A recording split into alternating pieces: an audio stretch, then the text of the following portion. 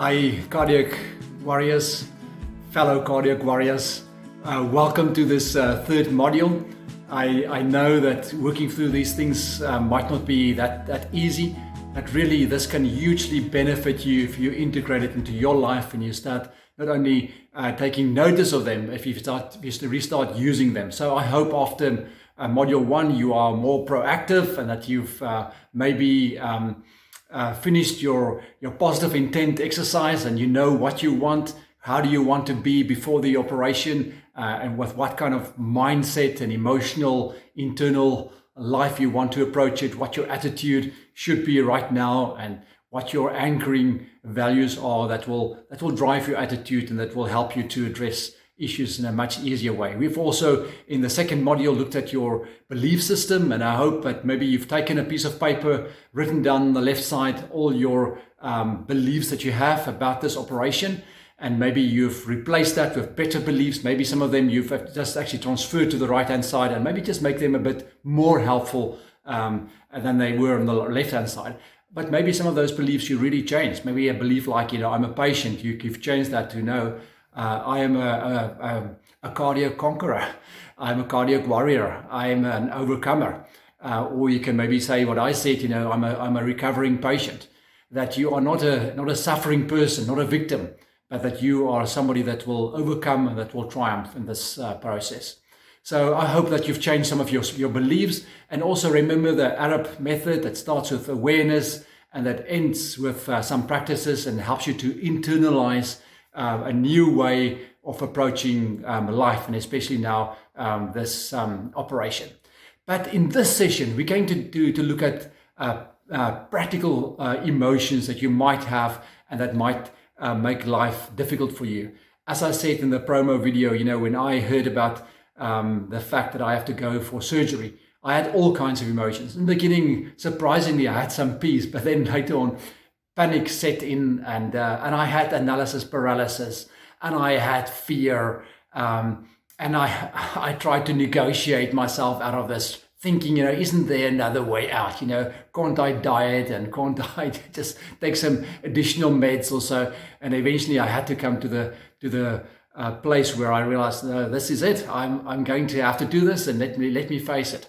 But it doesn't take away that we as human beings are emotional beings, and emotions are quite real, and emotions can really play a big role making life difficult for you. So I think it's important to acknowledge that either you manage your emotions or your emotions will manage you. You have that choice, and luckily as human beings, we have a mind, and we can be emotionally intelligent, and we can navigate our emotions.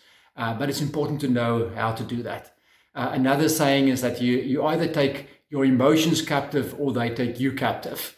And I must admit that at times my emotions just got the better of me. It took me captive, and I struggled to press the pause button.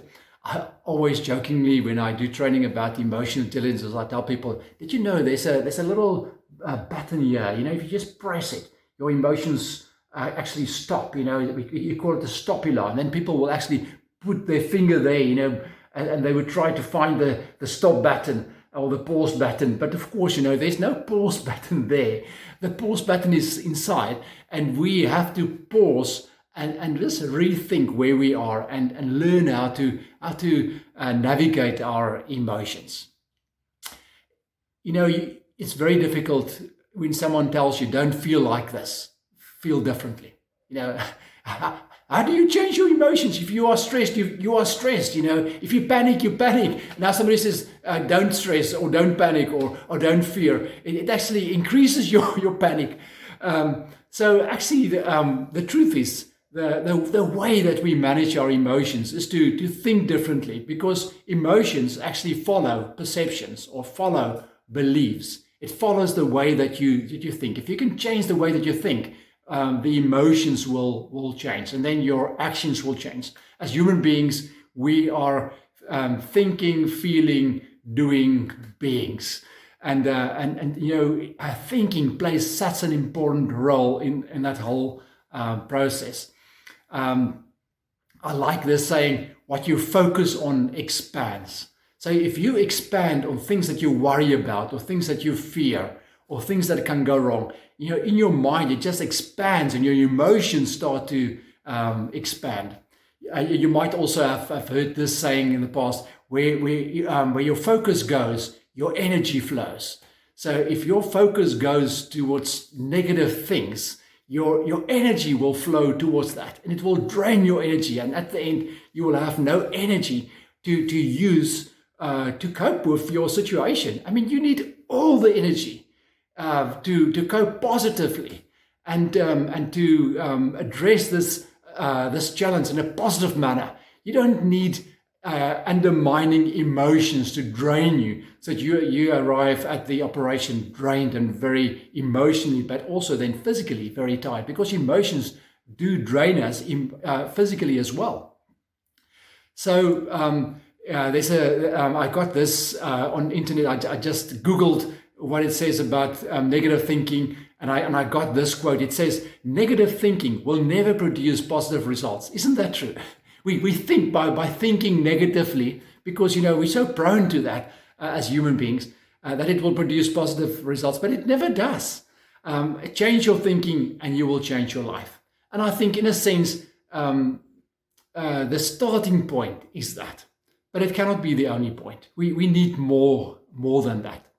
So let me move towards worry. Worry is such a real thing.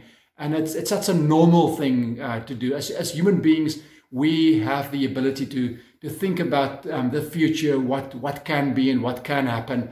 And therefore, we worry about the future. By the way, they have actually done some research, and they say, 90% of the things that we worry about never happens. And yet we keep on worrying and worrying and worrying. Most of the things that you worry about will never happen to you. But because we're so future aware, and because we use the negative experiences, the negative conditioning of our past to think about the future, we actually project it on the future, we start worrying. But there's a better way to do it. Corrie ten Boom said this. She was the lady that was in the Second World War. She was in prison. She was captured because they hit Jews, and then she and her sister was in jail. Her sister died there. But she learned a lot about what it means to cope with distress and difficult situations. But she said, worry does not empty tomorrow of its sorrows. It empties today of its strength. So if we do not manage worry well, it will empty your strength, and you will have less strength to cope with. And we need all the strength to cope with positively again. So let me talk about how do we deal with worries in a practical way. And I'm going to give some steps.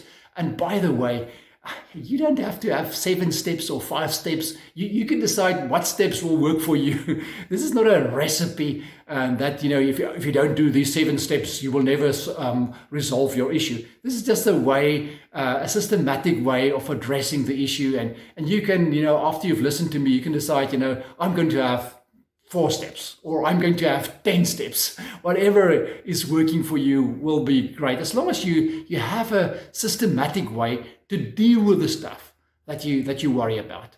So I think the first logical step when it comes to worry is just to face the issue. Often we have worries, but we actually deny the issue. We don't want to go there. People actually tell you, listen, I don't want to go there. It just upsets me. But ignoring the issue or denying that it's there will not take it away. It's still there. So probably the first step is just be realistic and face it. It's there, because then you can actually do something about it. But just acknowledging that it's there will not really help you. You have to go to the second step, and the second step is assess reality. So okay, it's there. So what are the realities of this issue? What do I need to address when I want to address this issue? And then the third step that I thought is helpful is just set yourself SMART goals. Now, actually, here I think my process might be very different to the normal processes that you would get when people guide you how to resolve worries. So what I found through practical experience and also helping coaching clients is that, to address the issue and to assess the issue, and then directly go over to an action plan does not really help you. It's far better to start with the end in mind, to ask yourself, okay, this is the issue. This is where I am right now. This is my reality. But what should be the best outcome? What do I really want when it comes to this situation? If my issue is a difficult relationship that I worry about, what is the ideal outcome of a process to deal with this? So you probably say that there's forgiveness and harmony and we love each other, and I know that things are sorted out and we face each other and that person will be there for me. So because if you can go from reality to your goal or your ideal outcome, it's far easier to say, what do I need to address this gap?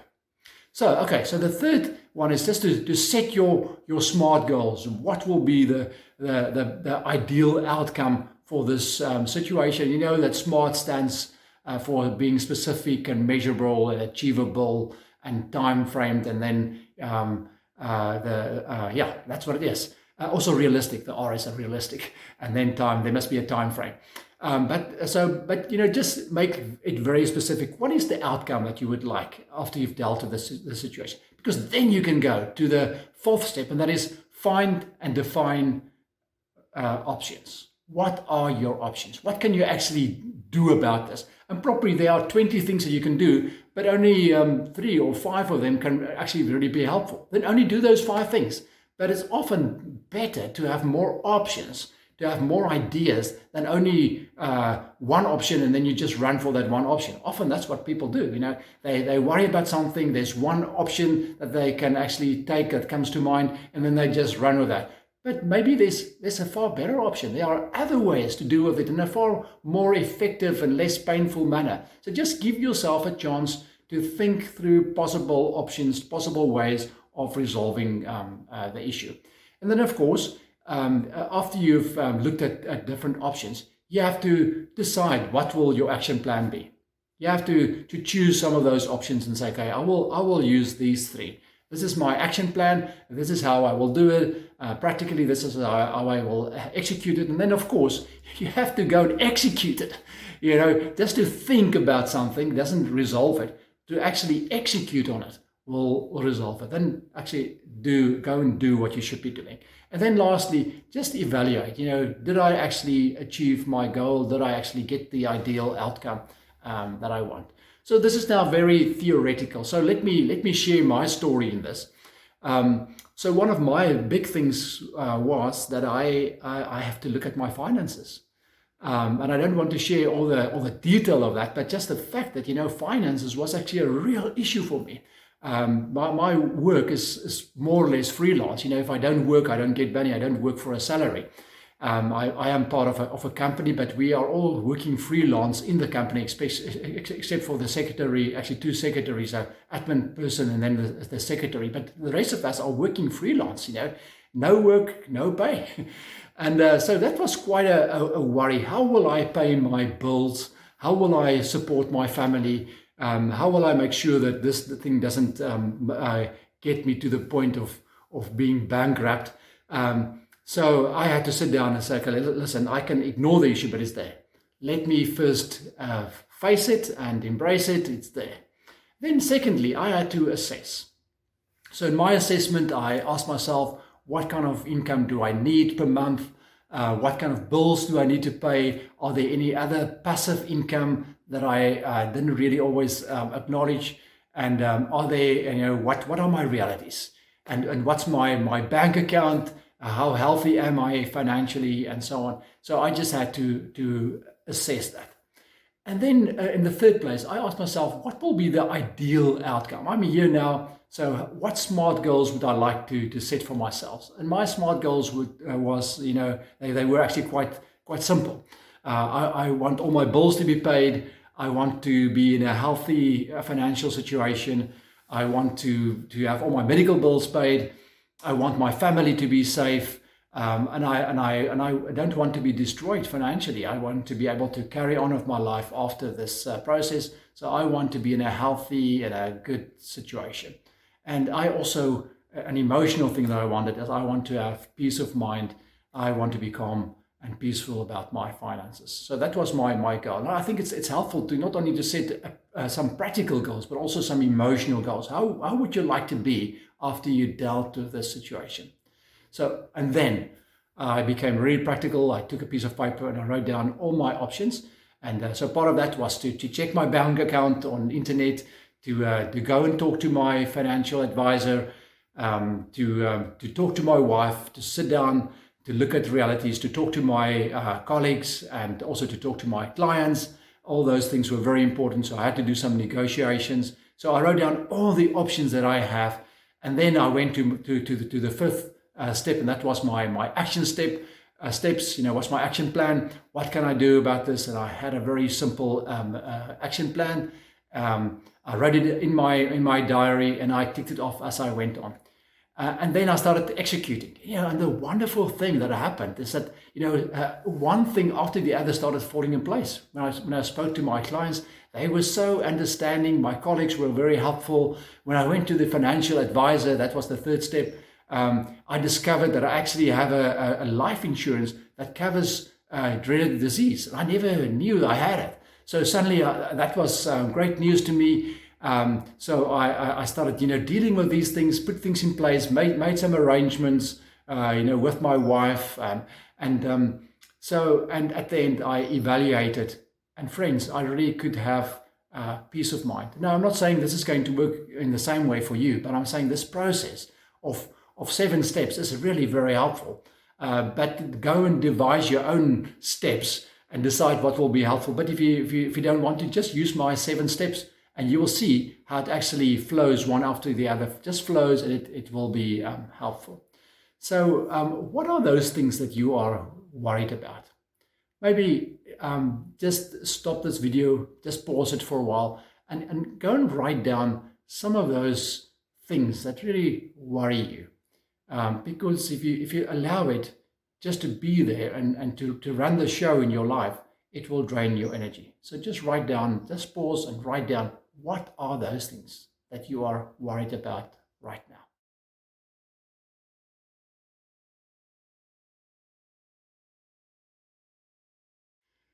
Okay, if you're back, then welcome back. If you didn't stop the video or pause the video, that's okay, as long as you deal with those worries. Let's go on to another thing, which I think is very realistic, and that's fear. So managing fear is very important. I had a lot of fear, and that what's interesting is that I couldn't immediately deal with it. I first had to relax. So I'm going to give you some steps, but I must admit, I couldn't right away jump into these steps. I asked my wife to do something for me to help me before I could do it, and I also did it for myself. I had to physically relax first, and I asked my wife just to massage me. And interesting, these muscles here were actually really very stiff, and she massaged these shoulder muscles in front of my shoulders and also at the back, and also my chest. And she had some very nice ointment, and you can even massage yourself if you want to, but it was just good to massage myself. And then I could actually do the following steps. So the first step that I did then, because then I felt better, I felt more relaxed, I could actually do this. Of course, it wasn't so with every fear, but I can remember very well that how my wife helped me at least 3 times when she just massaged me, especially before bedtime, for me just to deal with some of my fears that I had. So the first step is to face your fears and then embrace it. Don't run away from it. They are there. What are you afraid of? I was afraid of the pain that I will have to endure. I was afraid of, what can go wrong. I had some fears that I also addressed in the previous module that were, playing off in my mind. So what's very helpful to say, okay, I am afraid of this operation. It's going to be a huge operation. I mean, they're going to cut open my rib cage, my chest cage today, my sternum, and they're going to stop my heart, and they're going to let a ventilator take over my breathing. It's quite a huge thing that I had to face, and it was really quite fearful. So I told myself, let me just face this. This is the reality. Secondly, what's very helpful is to listen and to talk to your fear and use the input that you can get from your fear, because your fear is also, it's a voice, it's an inner voice talking to you, warning you, wanting to prevent you to go through unnecessary pain. But it's also coming from your emotional limbic brain, and it's not very rational, it's irrational. So it helps to bring it to the neocortex, to your thinking brain, and go in a conversation from your neocortex, from your thinking brain towards your emotional brain. So practically what you can do is, just talk to your fear. So what I would do is, I would say, okay, fear, you're welcome here. I know that you want to warn me or help me. What is it that you want to warn me or help me with? And then I said, okay, so you are afraid that I might die, but you know what? There's a 98 success rate in this kind of operations. And the team that's going to deal with me is a very professional team that have done hundreds of operations like this, very, very successful. I haven't heard about any deaths in the last few years, cardiac people dying from cardiac operations. So they are highly successful, and I am in the best possible hands. Risking my life on the roads are actually far more risky than going for this operation. But thank you, fear, for coming to warn me and telling me, and you can now go and you can relax. Of course, when you talk to fear like that, you're actually talking to yourself. So you're talking to a part of yourself, and you're acknowledging the fear, and you're actually looking at the realities thereof, and you are addressing it and then letting it go. So that's actually the third step. The third step is letting your fears go. So that means to tell yourself, this is now gone. I've let it off the hook. I can move on now, and moving on is actually the fourth step.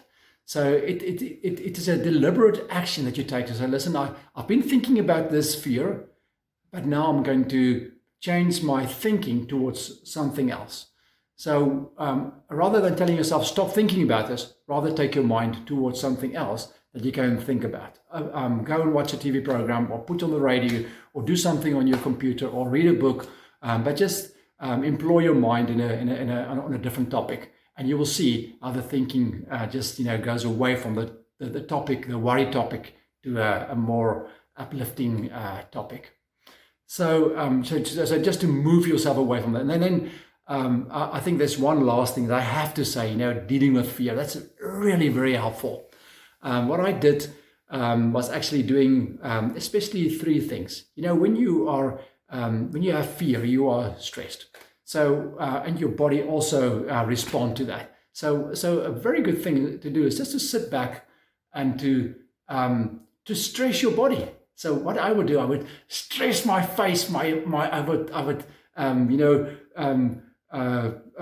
pull together my arms and my fists and my toes, and I would just stretch and stress everything. Would clench my fists, everything. I would, even my stomach muscles, pull them together for a few seconds and then relax.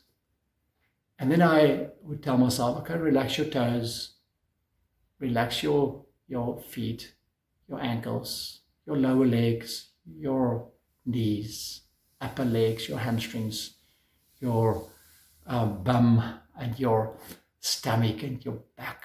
And just go up and relax your arms, your fingers, relax your shoulders, let them hang even more. Then relax your face and let all the expression go out of your face. Open your mouth and let your tongue lie in your mouth. So I would just talk myself through a process of relaxation from my toes to my head, and just allow myself to relax. So that's the first thing is to relax your body. And then the second thing is just to focus on your breathing. Breathe in deeply and then breathe out. Just give a sigh. Let it just go. And then allow your lungs to fill itself up with air spontaneously, and then give the sigh. And you do that with your eyes closed and just relax. Just focus on your breathing for a while. Just do that for about 2 minutes or so. And then, so that's the second step. First step is relaxing your body. The second step is getting your breathing, very regular and slow. And then the third step is to focus your mind on something that's beautiful. Just take yourself to a place that you enjoy to be, maybe a holiday home, maybe a place on a beach or in a forest, or maybe on a mountain bike or running or walking somewhere, or just being somewhere in a nice place where you can really relax. Just take your mind there and see it in your imagination and so on. And then what you can do is to, just to be there in that place for a while. And then what I do is I then tell myself to imagine a cloud and to see that cloud and identify that cloud and actually become that cloud and feel how I am actually on that cloud, and I'm becoming lighter and lighter, and life is so beautiful, and I'm relaxing totally. So, and then just stay there on that cloud for a while. You are on cloud 9. Just stay there for a while, and then you tell yourself, okay, I can now open my eyes.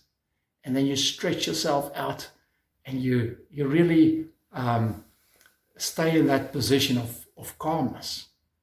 And you will see how that really helps, because this is now a practical thing that you do to yourself to help yourself to relax. I want to just get to one last thing that I need to address with you before I say goodbye on this third module. And this is just something that you can do to yourself. Just think about how you can strengthen your support system. It's very important that you take some time just to have very open conversations with your significant others. Tell them how you feel. Tell them how you love them and how you need them in this time. And be open about any information that they need to have. When will you go in for the operation? How long will you be in the hospital? Just share all the information that you have with them and let them know, what's going to happen and where you are and what you need from them. And let them ask you any questions, and you can also ask them some questions and just ask for their support. Often we just assume things, but it's far better to have that conversation and bring that all in the open and address those things with your loved ones and your inner circle, or your closest circle.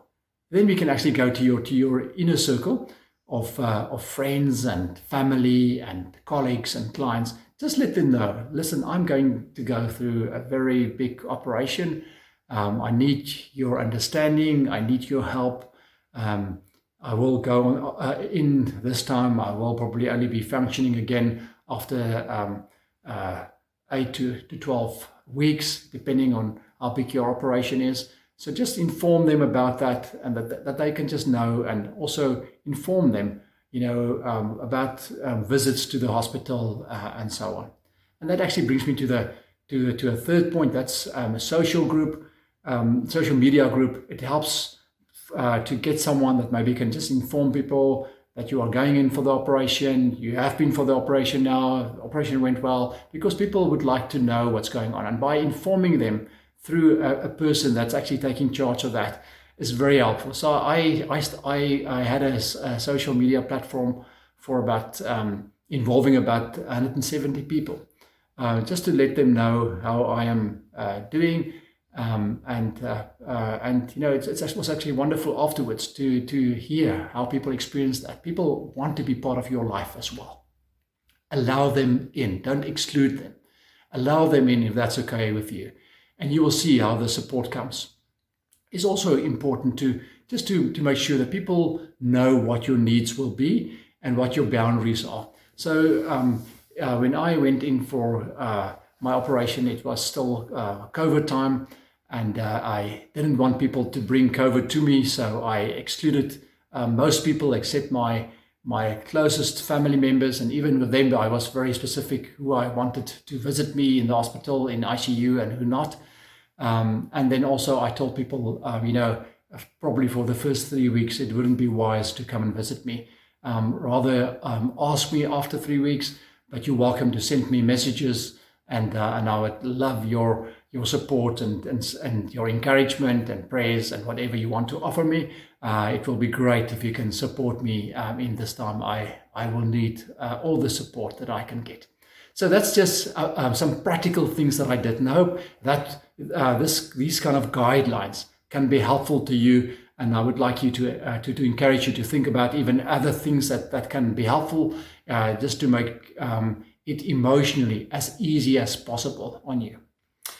Go well, friend. This is a big thing, but you will be okay. You will be in good hands. Go into this in the most positive mindset that you can. Give yourself the best possible chance. Manage your emotions. Manage your thinking processes. And remember, there will be a different life on the other side of this operation, and you will get healthier and healthier and better. And you can give a meaning to this, and you can decide to live a different life after this operation. This is a new chance on life. You are not a victim. You are going to be victorious. You're going to be a conqueror, a warrior. Be that and face this, and may things go well. I trust it will. You will be okay. Tell yourself that. Talk to yourself. Be aware of your self-talk, and make sure that it is as positive as possible. You need hope to cope. Give yourself all the hope and go and cope with it in the best possible manner. All of the best. And see you then on the fourth and the last module of this round. We're going to talk about some more practical things, and some last things that I feel that I have to tell you to be helpful to you. All of the best. Go well.